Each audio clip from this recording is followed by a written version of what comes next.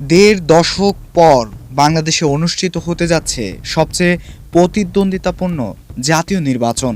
রাজনীতির পালাবদলের ভোটের মাঠে বিরোধী দলগুলোর অবস্থান একেবারেই ভিন্ন। তরুণ ভোটারদের ভূমিকা নিয়ে বিশ্লেষণ প্রকাশ করেছে আন্তর্জাতিক বার্তা সংস্থা রয়টার্স। সাবেক প্রধানমন্ত্রী শেখ হাসিনার টানা ১৫ বছরের শাসনামলে রাজপথ ও নির্বাচনে বিরোধী দলগুলোর উপস্থিতি ছিল সীমিত। তবে রাজনৈতিক পরিবর্তনের পর আসন্ন জাতীয় নির্বাচনকে ২০০৯ সালের পর বাংলাদেশের প্রকৃত প্রতিদ্বন্দ্বিতাপূর্ণ নির্বাচন হিসাবে দেখছেন বিশ্লেষকরা। রয়টার্স জানায়, আওয়ামী লীগ বর্তমানে নিষিদ্ধ থাকায় নির্বাচনী মাঠে মূল প্রতিদ্বন্দ্বিতা হচ্ছে বিএনপি ও ইসলামপন্থী জামায়াতে ইসলামীর নেতৃত্বাধীন জোটের মধ্যে। বিএনপি চেয়ারম্যান তারেক রহমান রয়টার্সকে বলেন, তার দল সংসদের ৩০০ আসনের মধ্যে ২৯২টি আসনে প্রতিদ্বন্দ্বিতা করছে। তিনি জানান, সরকার গঠনের জন্য তারা প্রয়োজনীয় আসন পাবেন বলে দলটি আত্মবিশ্বাসী করে।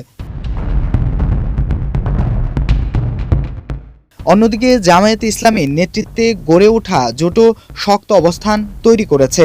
৩০ বছরের কম জেনারেশন বা জেনজি কর্মীদের নিয়ে গড়ে ওঠা রাজনৈতিক দল এনসিপি জামায়াতের সঙ্গে জোট বেঁধেছে।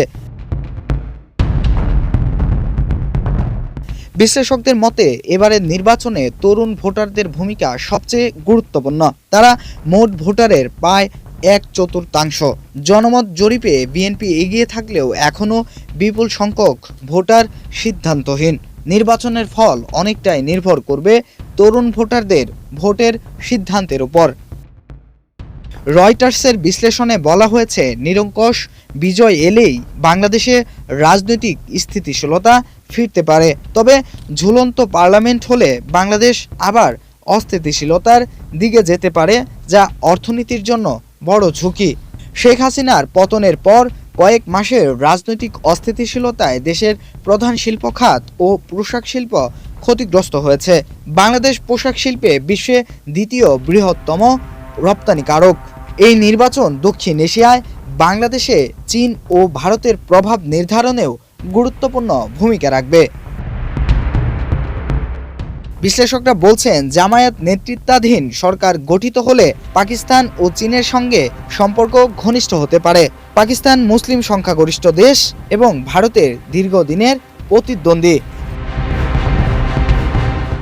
এছাড়া জামায়াতের জেনজি মিত্র দলটি বলছে, বাংলাদেশে নয়াদিল্লির আধিপত্য নিয়ে তাদের উদ্বেগ রয়েছে। অন্যদিকে বিএনপি তুলনামূলকভাবে ভারতের সাথে ভারসাম্যপূর্ণ কূটনৈতিক সম্পর্ক বজায় রাখতে আগ্রহী। তারেক রহমান বলছেন, তার দল সরকার গঠন করলে সব দেশের সাথে বন্ধুত্বপূর্ণ সম্পর্ক বজায় রাখবে। অর্থনৈতিক সংকট, মূল্যস্ফীতি এবং দুর্নীতি এই সবই ভোটারদের প্রধান উদ্বেগ। বাংলাদেশ ইলেকশন স্টাডিজের জরিপে দেখা গেছে, ১২,৮০,০০,০০০ ভোটারদের মধ্যে সবচেয়ে বড় উদ্বেগ দুর্নীতি ও মূল্যস্ফীতি নিয়ে। বাংলাদেশ বিভিন্ন সংস্থা এবং আন্তর্জাতিক মুদ্রা তহবিল IMF ও বিশ্ব ব্যাংকের কাছ থেকে বিলিয়ন ডলারের ঋণ নিয়েছে। বিশ্লেষকদের মতে এই নির্বাচনের রায় শুধু পরবর্তী সরকারি নয়, বাংলাদেশের রাজনৈতিক স্থিতিশীলতা ও আন্তর্জাতিক অবস্থানও নির্ধারণ করবে। কুমার সপ্তর্ষি রায়, দৈনিক মানবকণ্ঠ, ঢাকা।